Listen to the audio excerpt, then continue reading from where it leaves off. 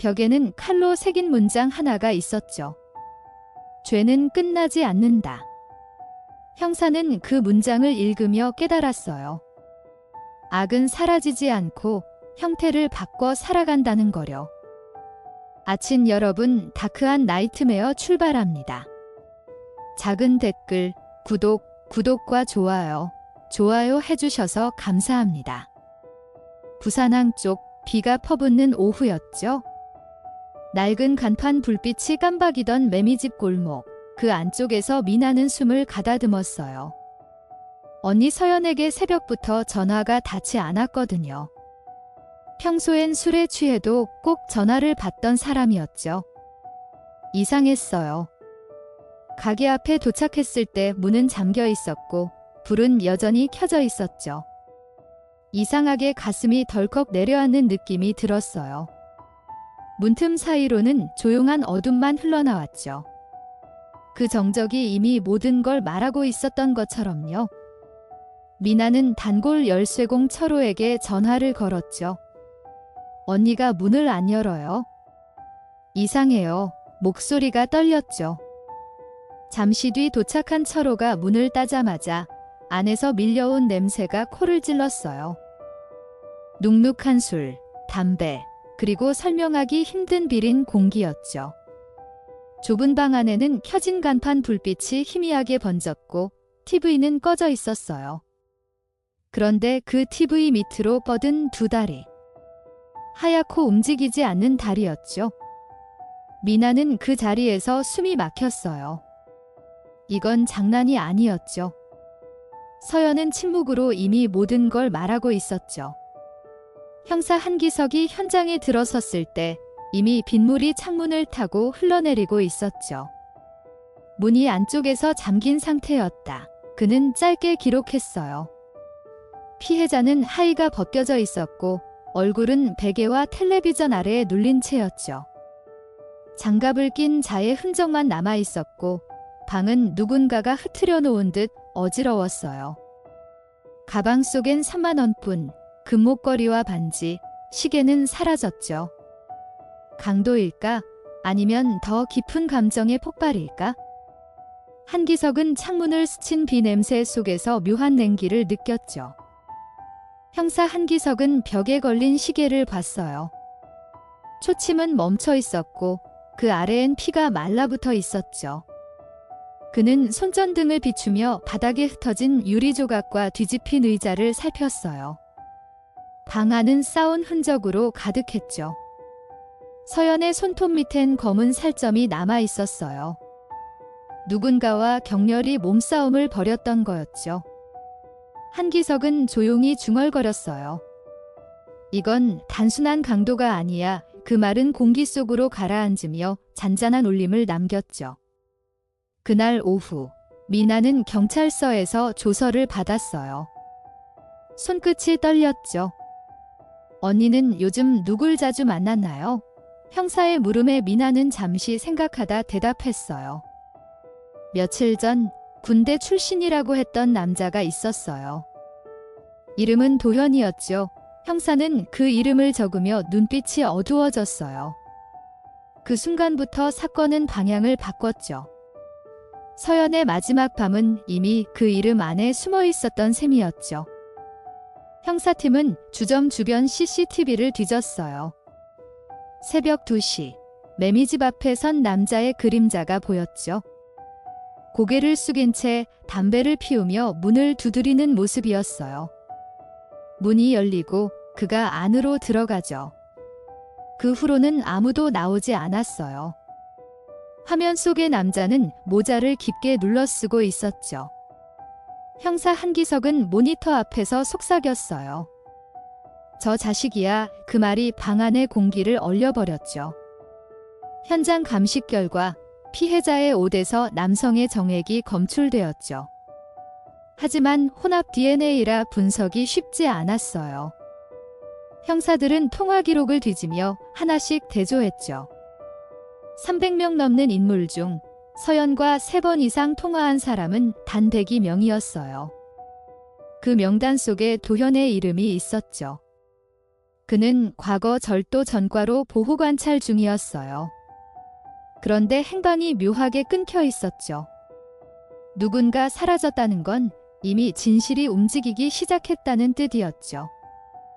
도현의 주소지는 텅 빈 방이었어요. 방 안엔 게임 잡지 몇 권과 낡은 군복 상의만 남아 있었죠. 한기석은 서랍 안에서 금시계 사진 한 장을 발견했어요. 서연이 평소 차고 다니던 그 시계였죠. 도망친 게 아니야. 숨어 있는 거야. 형사는 그렇게 말하며 눈을 가늘게 떴죠. 비가 내리던 골목 어귀, 낡은 PC방 간판이 흐릿하게 빛나고 있었죠. 며칠 뒤 감식반에서 연락이 왔죠. 부모 DNA와 일치합니다. 한기석은 잠시 말을 잃었어요. 도현이 행방불명 상태라 직접 비교가 불가능했지만 부모의 혈액과 현장 DNA가 일치했죠. 그건 명백한 증거였어요. 부모의 피가 자식의 죄를 밝혀준 셈이었죠. 그 순간 한기석은 눈을 감았어요. 이건 단순한 살인이 아니라 뒤틀린 인간의 비극이었죠. 도현은 PC방을 전전하며 숨어 살고 있었죠. 밤마다 게임 속 전투음을 들으며 현실을 지우려 했어요. 모니터 불빛에 비친 그의 얼굴은 점점 창백해졌죠. 내가 죽인 건 사람 하나뿐이야. 그는 속삭였어요. 그러나 그 말엔 후회도 분노도 없었죠. 오직 공허가 남아 있었어요. 그는 다시 헤드셋을 쓰며 키보드를 두드렸죠. 총성 같은 탁원음이 방 안을 채웠죠. 한기석은 잠복을 시작했죠. 감전동 PC방, 새벽 2시 도현은 평소처럼 자리에 앉아 게임을 하고 있었어요. 형사는 조용히 다가갔죠. 순간 도현이 뒤를 돌아봤어요. 이제 끝났어. 그 말과 동시에 수갑이 채워졌죠. 형사도 범인도 아무 말이 없었어요. 모니터엔 여전히 게임이 돌아가고 있었죠. 그 속에서만 도현은 이길 수 있었던 거였죠. 조사실 안에서 도현은 무표정이었죠. 서연이 나를 조롱했어요. 돈 갚으라며 비웃었어요. 그래서 그냥 목을 눌렀어요. 그의 말은 담담했죠. 후회는 없었어요. 죽을 줄 몰랐어요. 진짜로요. 형사는 그의 눈을 들여다봤죠. 그 안엔 아무것도 없었어요. 인간이라 부르기 어려운 공허가 있었죠. 그 침묵 속에서 진실은 더럽게 묻어났죠. 재판에서 도현은 끝까지 감정 없는 표정이었어요.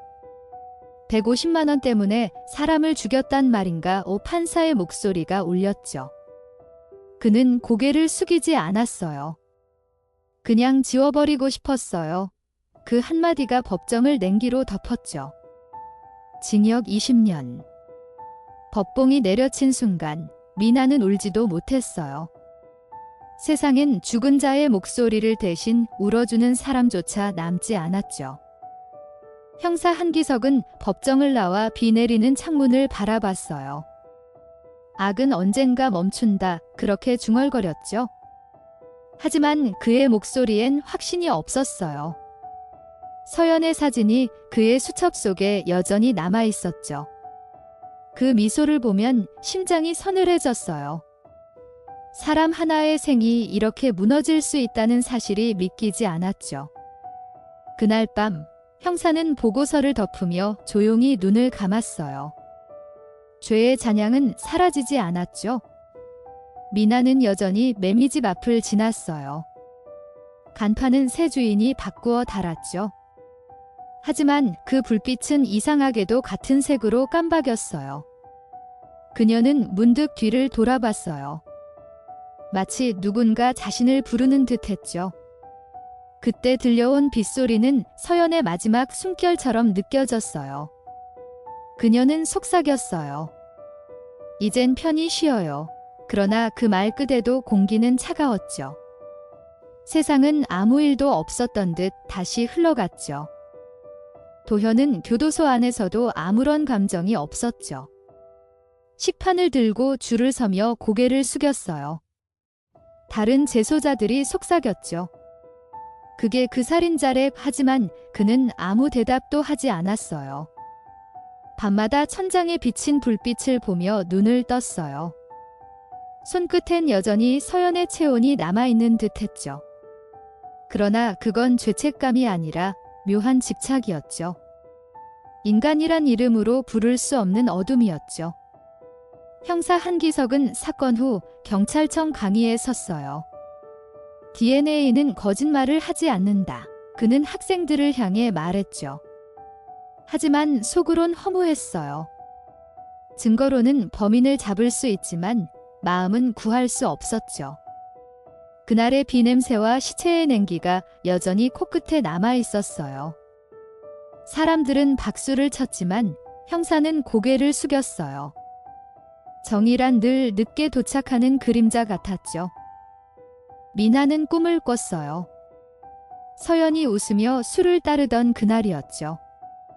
미나야, 다 괜찮을 거야. 그 말이 들렸어요. 그러나 꿈속의 손길이 닿자마자 피로 변했죠. 미나는 비명을 지르며 깨어났어요. 새벽 공기가 얼음처럼 차가웠죠. 침대 옆에는 아직도 서연의 사진이 놓여 있었어요. 세상은 잊어도 기억은 결코 사라지지 않는다는 걸 그녀는 알고 있었죠. 도현의 부모는 재판 내내 울었어요. 우리 아들이 그렇게까지 했을 리가 없어요. 하지만 과학은 냉정했죠. 혈액의 일치율 99.99%. 그것이 진실을 대신했죠. 판결이 끝나고 돌아서는 부모의 발걸음은 무겁게 떨렸어요. 죄는 자식의 목이었지만 고통은 부모의 목이었죠. 한기석은 그 모습을 보며 담배를 꺼냈어요. 그러나 불을 붙이지 못했죠. 세상엔 타지도 못할 죄가 존재했죠. 형사는 마지막 보고서를 정리했어요. 표지엔 부산 매미집 살인사건이라 적혀 있었죠. 그가 마지막 문장을 쓰며 멈칫했어요. 피의자 도현, 자백 완료. 펜 끝이 떨렸어요. 단 한 줄의 문장에 한 사람의 생이 사라졌죠. 그는 조용히 펜을 내려놓았어요. 창문 밖엔 다시 비가 내리고 있었어요. 세상은 반복되지만 누군가의 시간은 거기서 멈췄죠. 미나는 시간이 흘러 다른 도시로 이사했어요. 하지만 그날의 기억은 그림자처럼 따라왔죠. 버스 창문에 비친 얼굴은 여전히 창백했어요. 사람들은 웃고 떠들었지만 그녀의 눈엔 늘 비가 내렸어요. 누군가가 웃을 때마다 서연의 웃음이 겹쳐 보였죠. 살아남은 자의 벌이란 결국 잊지 못하는 것임을 깨달았죠. 도현은 수감 5년째 되던 해에 심리치료를 받았어요. 후회하나요? 의사가 묻자 그는 고개를 저었죠. 후회는 살아있는 사람만 하는 거예요. 그 말에 의사는 아무 말도 하지 못했어요. 그의 목소리엔 인간적인 온기가 없었죠. 형체만 남은 껍데기처럼 그는 감정 없는 무표정으로 앉아 있었어요. 인간의 껍질 속에서 괴물이 웃고 있었죠. 형사 한기석은 마지막으로 매미집 자리를 다시 찾았어요. 그곳은 편의점으로 바뀌어 있었죠. 간판 아래에서 그는 잠시 멈춰 섰어요. 지나가는 바람에 종이컵이 굴러갔죠. 그 바람 속에 묘하게 서연의 목소리가 섞여 있었어요. 형사님, 아직 끝난 게 아니에요. 한기석은 고개를 들었어요. 어딘가에서 다시 사건이 시작될 것만 같았죠. 그날 이후 한기석은 술을 끊지 못했어요. 잔에 담긴 소주가 희미하게 흔들렸죠. 술집 벽에 비친 불빛은 마치 사건 현장의 형광등처럼 깜박였어요. 그는 가만히 손으로 이마를 눌렀어요. 서연, 넌 왜 그를 믿었을까? 그 목소리는 공기 속으로 흩어졌죠. 밖에선 비가 다시 내리고 있었어요. 세상은 늘 같은 속도로 흘러가지만 죄의 그림자는 느리게 따라붙었죠. 형사는 동료 정우에게 자료를 넘겼어요.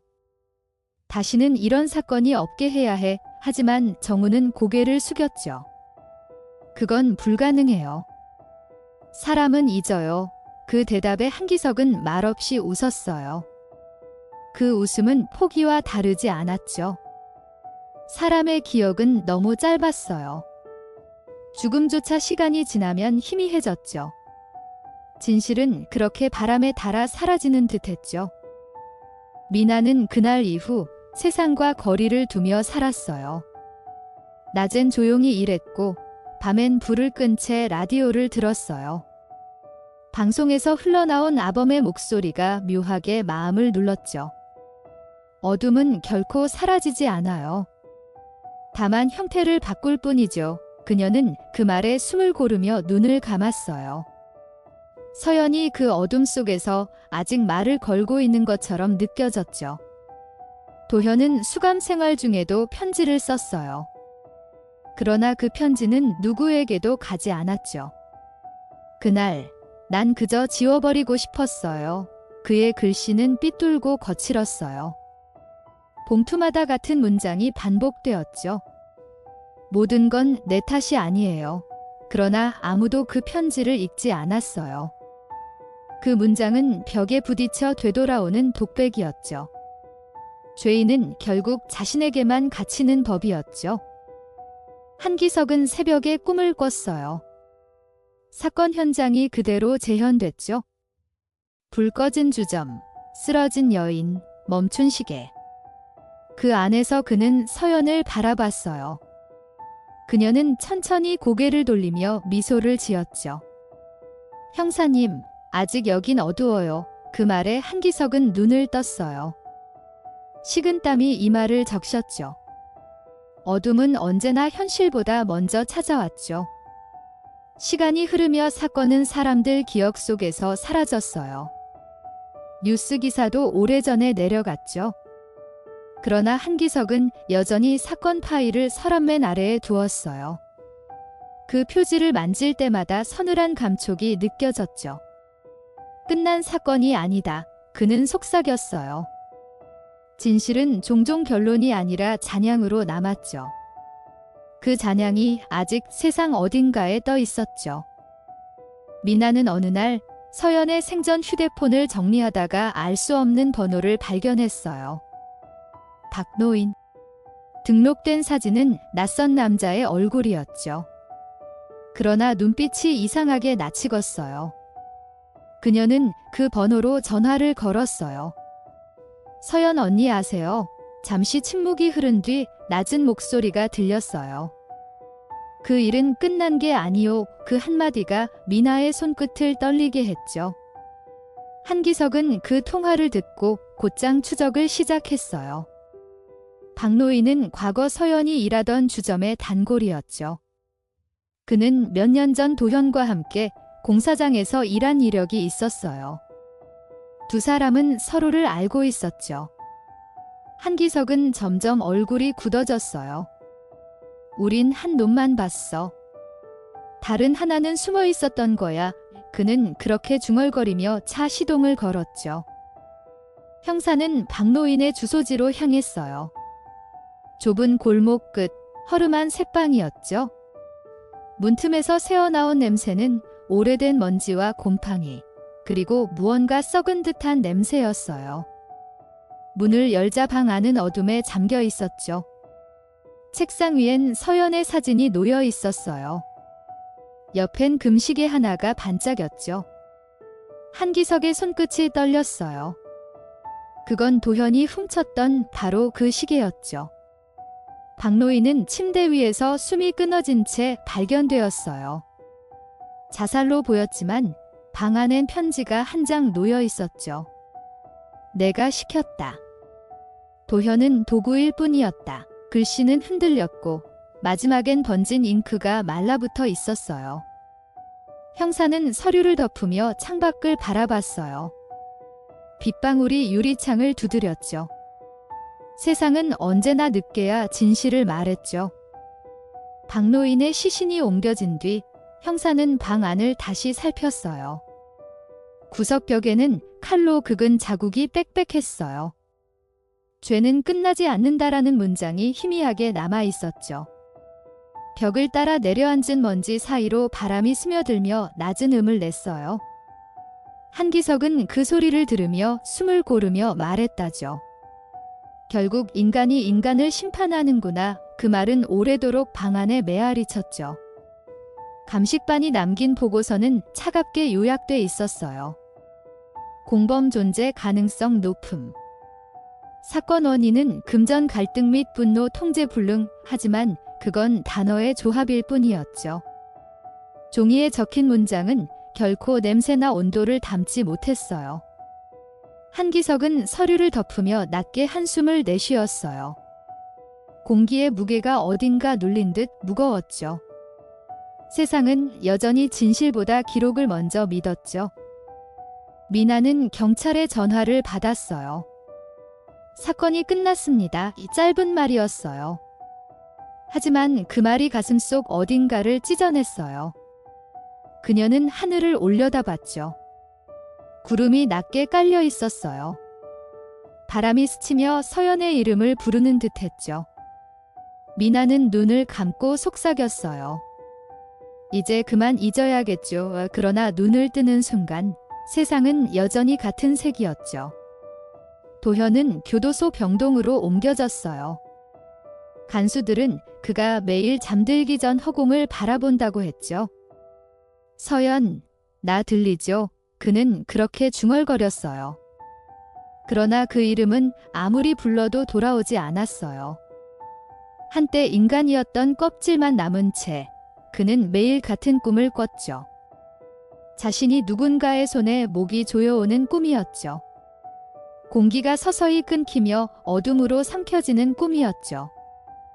형사 한기석은 그날 밤 보고서를 폐기했어요.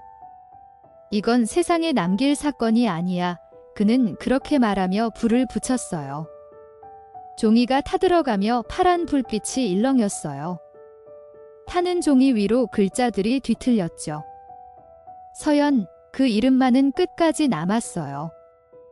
연기와 함께 사라진 그 글자는 형사의 눈에 흡수되듯 녹아들었죠. 그날 밤 불빛은 유난히 푸르게 번졌죠. 미나는 다시 부산항 근처를 걸었어요. 파도 소리가 귓가에 닿았죠. 그 바람엔 여전히 비린내가 섞여 있었어요. 사람들은 잊었지만 바다는 기억했어요. 그녀는 손에 쥔 서연의 반지를 꼭 쥐었어요. 차가운 금속이 손바닥에 파고들었죠. 언니, 당신은 아직 여기 있죠. 그 말이 바람에 섞여 흩어졌어요. 어둠 속에서 파도가 천천히 되뇌었죠. 도현은 수감 8년째 되던 밤에 자살을 시도했어요. 벽에 남긴 한 문장이 발견되었죠. 모든 건 박노인의 계획이었다. 그러나 그 문장 아래엔 또 다른 글씨가 희미하게 새겨져 있었어요. 그래도 내 손으로 죽였잖아요. 형사는 그 보고서를 읽으며 조용히 눈을 감았어요. 죄의 진실은 언제나 두 겹으로 남았죠. 겉은 이유, 속은 본능이었죠. 한기석은 퇴직 후에도 사건 현장을 종종 찾았어요. 아무도 모르는 시간에 혼자 골목을 걸었죠. 간판 불빛은 여전히 깜박였어요. 그 아래에서 그는 잠시 멈춰 섰어요. 모든 악은 결국 사라진다. 그렇게 중얼거렸어요. 그러나 바람이 불며 대답하듯 속삭였어요. 사라지지 않아요.